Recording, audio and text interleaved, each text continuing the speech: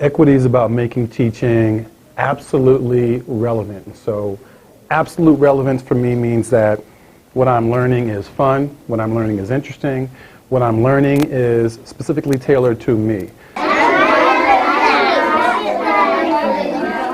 When kids come into a building, they know that they are valued.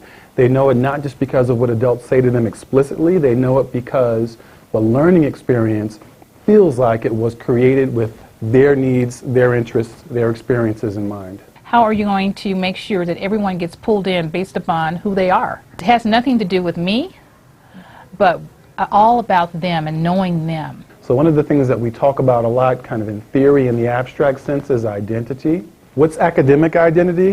What's cultural identity? And how do we as teachers give kids opportunities to bridge the two? I know that some students, based upon how they're feeling that day, what happened at home, I'm going to have a different level of engagement from them. So I have to take that into account when I'm loosely writing my lesson plans for the day. A big part of our mind shift has been recognizing that teachers have to create relevance for kids to be willing to make that investment, to buy in. I want rigor. I want them to walk away and say, that was valuable.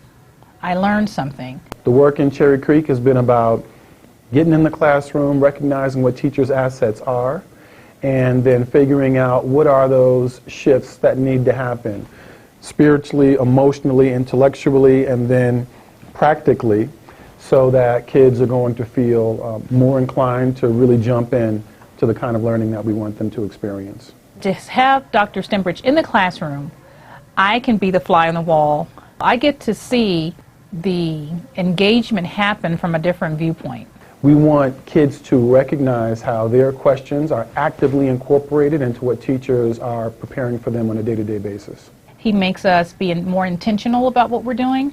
Even though we know good practice, sometimes we have to be reminded to be intentional about what we already know. Every school has its own unique story.